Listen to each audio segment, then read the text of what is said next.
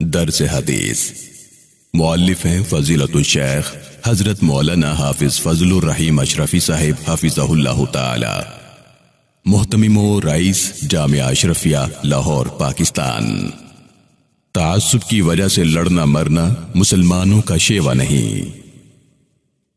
عن جبیر بن مطعم رضی اللہ عنہ ان رسول اللہ صلی اللہ علیہ وسلم قال ليس منا من دعا إلى عصبية وليس منا من قاتل عصبية وليس منا من مات على عصبية رواه ابو داود۔ حضرت جبیر بن مطعم رضی اللہ تعالیٰ عنہ سے روایت ہے کہ رسول اللہ صلی اللہ علیہ وسلم نے فرمایا، وہ شخص ہم میں سے نہیں جو عصبیت کی طرف بلائے، اور وہ شخص ہم میں سے نہیں جو عصبیت کی وجہ سے ایک دوسرے سے لڑے، اور وہ شخص ہم میں سے نہیں جو عصبیت کی بنا پر مرے۔ اسے امام ابو داود نے روایت کیا ہے۔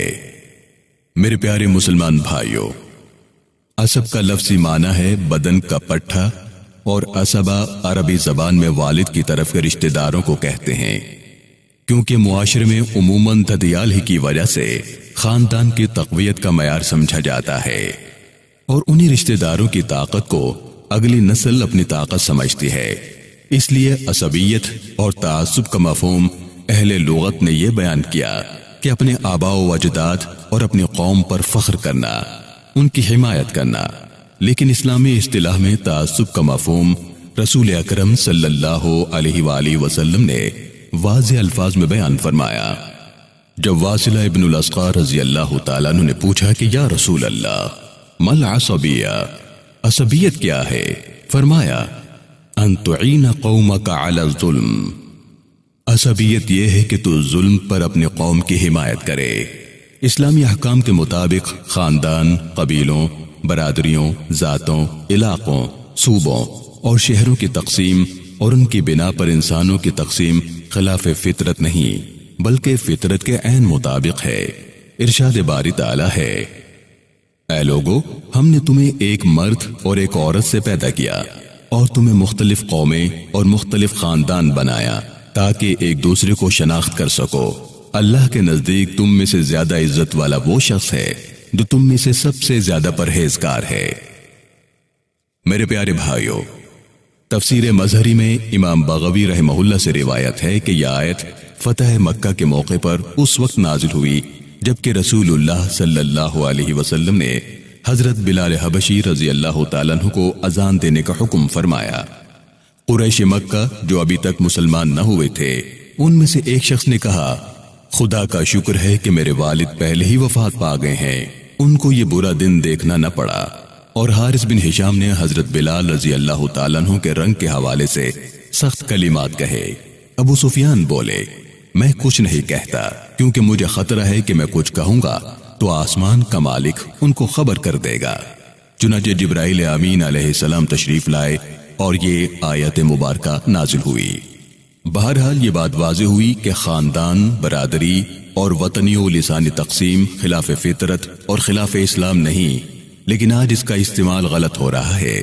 اس تقسیم کا مقصد اللہ رب العالمین نے لتعارفوا بتایا، یعنی اس تقسیم کے ذریعے لوگ ایک دوسرے کی شناخت کر سکیں، ایک دوسرے سے تعارف ہو سکے کہ یہ شخص فلاں ملک میں سے، فلاں صوبے کے فلاں شہر کے فلاں قبیلے اور برادری کے فلاں خاندان سے ہے۔ لیکن اب یہ تقسیم تعصب کے لیے استعمال ہونے لگی ہے۔ یہ بات یاد رکھنے کے قابل ہے کہ اپنے خاندان یا اپنے قوم سے محبت رکھنا عصبیت میں داخل نہیں۔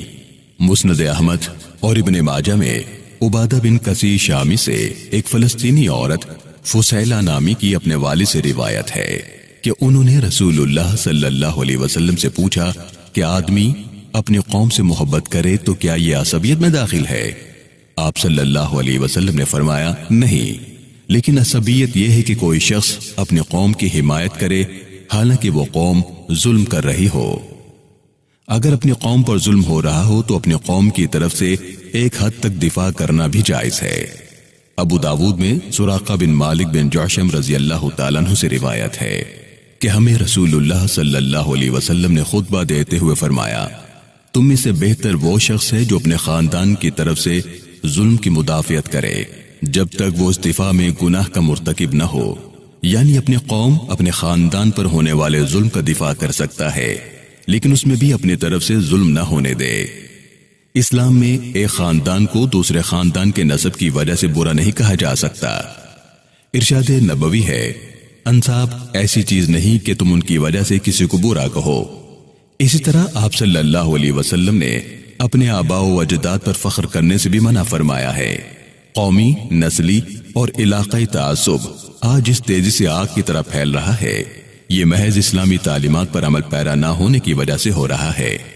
اللہ رب العالمین نے قوم اور خاندان اور قبیلوں کی تقسیم کا مقصد محض تعارف بتایا، اور اللہ رب العالمین نے اس کے بعد فوراً یہ ارشاد فرمایا، ان اکرمکم عند اللہ اتقاکم، بے شک اللہ کے نزدیک تم میں سے زیادہ عزت والا وہ شخص ہے جو تم میں زیادہ پرہیزگار ہو۔ لہذا آج وقت کی اہم ضرورت ہے کہ ہر قسم کے تعصب سے ذہنوں کو پاک کر کے صرف یہ بات ذہن نشین کی جائے کہ عزت و ذلت کا معیار تقوی ہے۔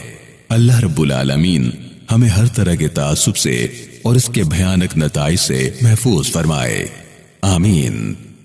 والسلام علیکم ورحمۃ اللہ وبرکاتہ۔